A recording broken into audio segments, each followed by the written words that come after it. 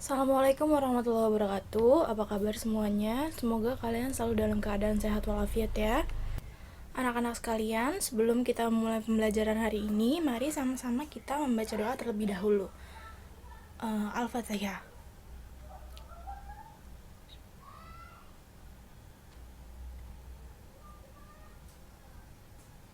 Selesai. Oke nak, sebelumnya kita sudah mempelajari mengenai apa itu cerita fantasi. Nah, kali ini ibu akan mengajarkan mengenai unsur intrinsik cerita fantasi. Jadi, setiap teks narasi teks yang memiliki cerita, teks yang di dalamnya terdapat alur tokoh, seperti cerita fantasi, cerpen, atau novel, itu memiliki yang namanya unsur intrinsik dan unsur ekstrinsik. Unsur intrinsik itu adalah unsur yang bisa kita temukan di dalam cerita. Jadi kita harus membaca dulu ceritanya, baru kita akan menemukan unsur-unsur intrinsik ini.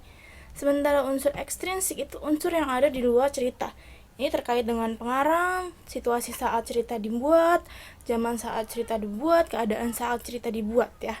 Seperti itu. Tapi untuk sekarang kita hanya akan mempelajari mengenai unsur intrinsik terlebih dahulu. Nah, unsur intrinsik ini nantinya akan ada di setiap teks cerita ya nak. Cerita apapun itu pasti memiliki yang namanya unsur intrinsik. Jadi ibu harap kalian akan memahami dengan baik unsur intrinsik ini karena nantinya akan keluar lagi dan lagi. Oke, yang pertama dalam unsur intrinsik kita mengenal yang namanya tokoh dan penokohan. Tokoh dan penokohan ini bisa kita katakan satu set ya nak. Tokoh ini apa sih?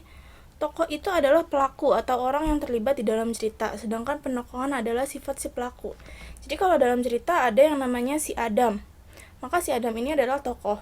Nah, si Adam ini sifatnya keras kepala, tapi rajin, tapi juga baik. Nah, itu adalah penokohannya. Tokohnya adalah Adam, penokohannya adalah keras kepala, baik hati, dan rajin. Itu yang disebut dengan tokoh dan penokohan. Nah, tokoh ini secara garis besar kita bagi menjadi 3, yaitu protagonis, antagonis, dan tirtagonis. Tokoh protagonis adalah tokoh yang memiliki sifat baik, yang memiliki tujuan tertentu yang ingin dicapai, atau kita itu biasa menyebutnya tokoh utama. Yang kedua, tokoh antagonis itu adalah tokoh yang cenderung memiliki sifat jahat yang mencoba menghalau tokoh protagonis mendapatkan tujuannya. Ini harusnya protagonis ya.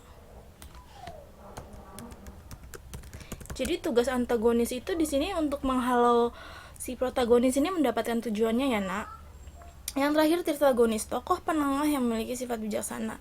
Tidak semua cerita memiliki tokoh tirtagonis atau itu sah-sah aja. Jadi nggak semua cerita punya tokoh tirtagonis. Kadang adanya cuma protagonis dan antagonis, dan itu sah-sah aja, itu boleh-boleh aja. Yang kedua, kita punya latar atau setting. Latar atau setting adalah tempat atau latar terjadinya cerita. Nah, ini biasanya dibagi 3, yaitu latar tempat, latar waktu, dan latar suasana. Maksudnya adalah di mana sih peristiwa dalam cerita itu terjadi, kapan sih peristiwa dalam cerita itu terjadi, atau gimana sih suasana yang ada di dalam cerita itu. Nah, itu yang dimaksud dengan latar atau setting.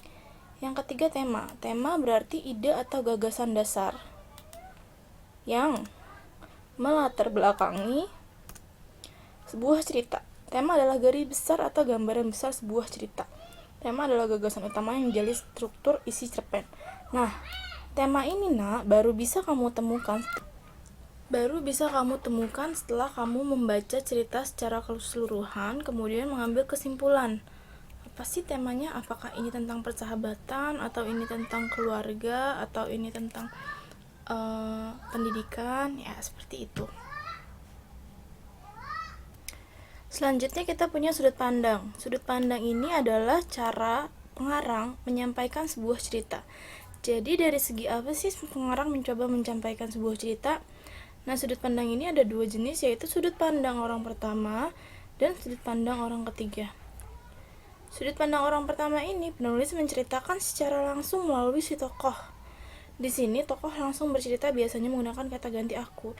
Jadi kalau penulis membuat cerita seperti itu, misalnya ceritanya begini. Aku adalah seorang murid SMP kelas 7. Aku senang berpergian dan senang membaca. Aku memiliki seorang teman, yaitu aku memiliki seorang teman namanya Andi.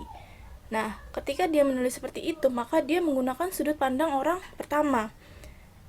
Jadi yang menceritakan langsung adalah si tokohnya. Dia langsung menceritakan apa yang terjadi, apa yang dia alami, dan apa yang dia rasakan. Yang kedua, kita punya sudut pandang orang ketiga, yaitu penulis menceritakan cerita melalui orang lain. Nah, jadi di sini tuh ceritanya seperti dia menceritakan kisah orang lain. Dia biasanya menggunakan kata dia dalam ceritanya. Jadi, misalnya, Andi adalah seorang siswa SMP kelas 7. Dia suka berpergian dan suka membaca. Dia memiliki seorang teman yang bernama Randy.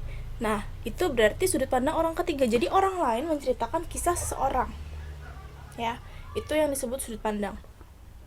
Kemudian kita punya amanat. Amanat ini adalah pesan yang ingin disampaikan penulis kepada pembaca. Amanat berisi nilai-nilai kebaikan yang ingin disampaikan penulis kepada pembaca. Jadi tiap cerita itu biasanya punya pesan, punya nilai moral, punya nilai kebaikan yang ingin disampaikan penulis kepada pembacanya. Kemudian kita punya gaya bahasa. Gaya bahasa adalah cara penulis menulis sebuah cerita. Kalimat atau kata apa yang digunakan penulis dalam sebuah cerita? Apakah dia menggunakan bahasa gaul, atau dia menggunakan bahasa baku, atau dia menggunakan bahasa daerah? Nah, itu yang dimaksud dengan gaya bahasa. Kemudian terakhir kita punya alur atau struktur cerita. Alur adalah rangkaian peristiwa yang ada dalam sebuah cerita. Bagaimana sebuah cerita memulai sampai sebuah cerita berakhir. Keseluruhan hal tersebut kita sebut sebagai alur cerita. Nah, ini adalah 7 unsur intrinsik yang harus kalian ketahui. Silakan didengarkan dengan baik, dipahami dengan baik. Jika ada yang tidak dimengerti, bisa langsung tanyakan di e-learning kita ya, Nak. Oke, sampai sini dulu pertemuan kita kali ini. Semoga apa yang Ibu sampaikan menjadi berkah untuk kita semua. Jangan lupa dikerjakan tugasnya dan dikumpulkan tepat waktu. Ibu tutup pertemuan kali ini. Wassalamualaikum warahmatullahi wabarakatuh.